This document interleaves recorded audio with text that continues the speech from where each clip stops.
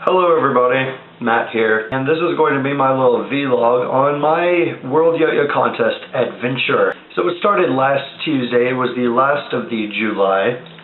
I hardly got any sleep at all because I was so freaking excited that I was actually going to go to the World Yo-Yo competition. And so I was going to be picked up at like 12:01-ish in the morning on July 1st. That was going to be Wednesday? Yeah, Wednesday. And so I was going to be picked up by Blake, Alex, and Holly in Chattanooga at IHOP. We got there, me and my dad, and we waited like 30 minutes. Good timing, Blake.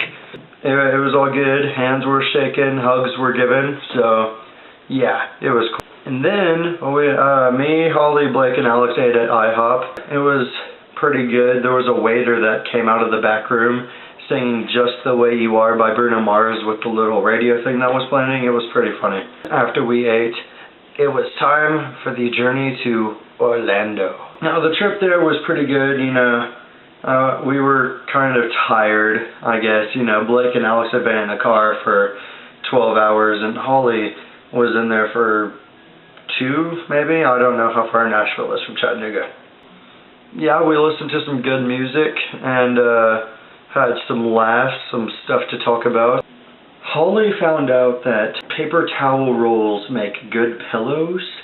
I guess however you want to sleep when you don't have a pillow with a cooler next to you.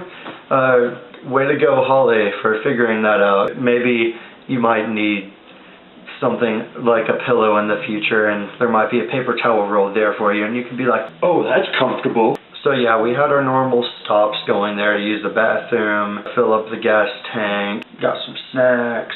Then we arrived in Orlando. We get in Orlando and we're like really pumped up. We're like, oh, World Yo-Yo competition, this is going to be so cool. We'll get to meet amazing people and see old friends and stuff like that. And so we get to the hotel, we go in and the first 2 people I see are Ann Connolly and Joe Wilson, and I was like, oh, cool. Then we start seeing more people, and then we get our card thing for our door, and then we go in and get our bags out of the car and take them to the hotel room. So after we unpack everything, it is time for the wait for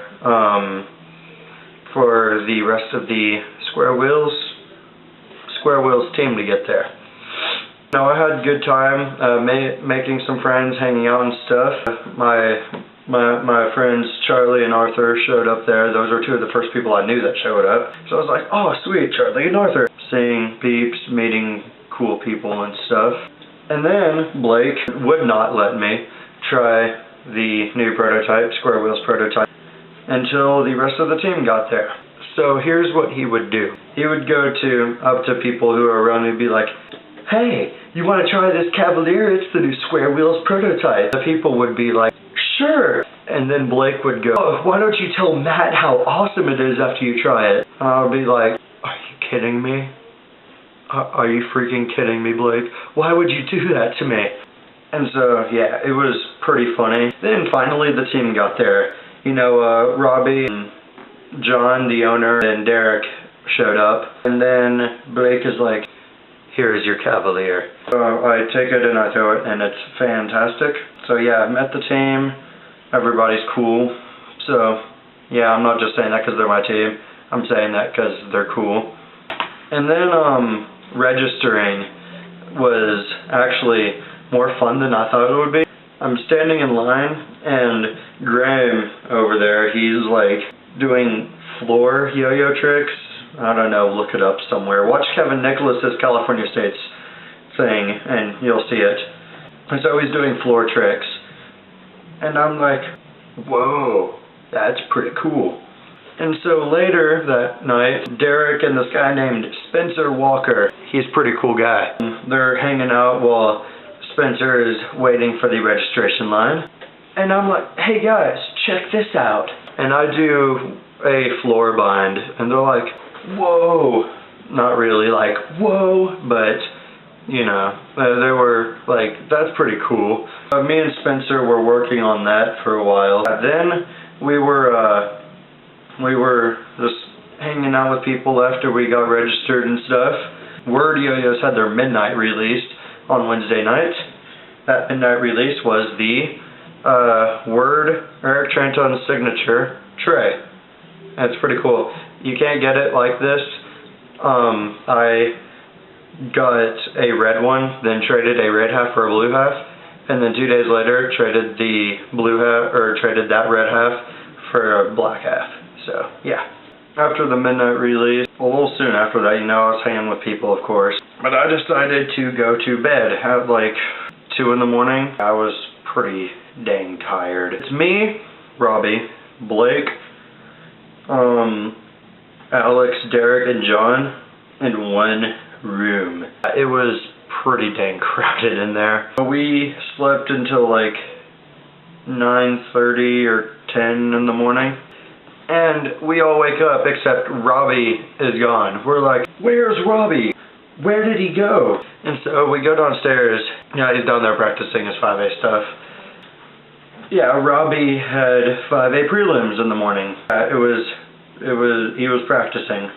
So his prelim was flipping awesome. Robbie Graham is good at 5A, very good at 5A. I will put a link in the description somewhere down there. I'll go ahead and mention right now, anybody's freestyles that I mention, I'm probably just going to put a link down there. And if they have a YouTube channel, I might even put that down there for them. I've been watching his stuff for a while. His daily videos he puts out kind of in waves. He doesn't put them up daily, but he does each one for each day. His 5A prelim was really good. And then when I started trading with people, I figured out no one likes to freaking buy yo-yos. No one. Everyone trades. Everyone. I traded something for, oh yeah, I can't remember what all I did. What was it? I'm trying to think. It was a 10-yo decapod that I had done $40 in a bag of gummy worms for, and then I traded the decapod for a DNA 888, and then I was trying to sell the DNA, and no one would buy it. No freaking body. And it pissed me off so much. It was like, hey, you want a DNA? It was like this all morning. Hey, you want a DNA for like 80 bucks? No, that thing sucks. Or, oh, Yo-Yo Factory. Or, nah, I would buy it, but I don't want to. Stuff like that. And finally, later that day, I traded it for a nickel-plated Code freaking 1, which was by far the best trade I've done in a while. And then you had your, you know, 2A, 3A, 4A prelims, and, you know, early in the morning 5A. And then there was the 1A prelims. I sucked so freaking bad. I hated it. I got 123rd out of like 140. But I guess, you know, I had fun up there. And as Graham said when I was talking to him, you gotta start somewhere. I don't know if he would have said it like that because I was talking to him on Facebook chat, but I just said that. I still wasn't satisfied with it though. One of my yo-yos got a knot in it and I had to switch. And then I messed up. And then people were like, what was that slack trick? That slack triangle trick? And then I'd show them. And then later that day, Spencer's like, will you teach me that slack triangle trick? Which, by the way, is really, really hard to teach. Because it's one of those motion tricks that you, like Eli Hops or Boingy Boingy or especially Seasick, the motion just comes to you. So he ended up learning it. Hopefully he'll smoothen it out because it'd be cool to see him perform that for me. Next time I see you, Spence, you better get it. So also with the 1A prelims was my nephew. He's not really my nephew, by the way. Michael Stecz. His prelim was incredible, and he actually made it to semifinals. He got 24th out of all of the prelims out of 140. Kudos to you, good sir. And then also a really cool thing was Tessa. With one of the, I can't remember how to say your last name, so I'll just say the chick with Yo-Yo Jam, Tessa. She got 14th out of all of the prelims. The first girl to make it past prelims, 1A prelims, ever. At first I thought Anne had, and maybe my information has been wrong all this time, but if Anne hasn't, then Tessa is the first to make it past prelims. Good job, Tessa. You're awesome. Then that night was another Word Midnight release of The Hour.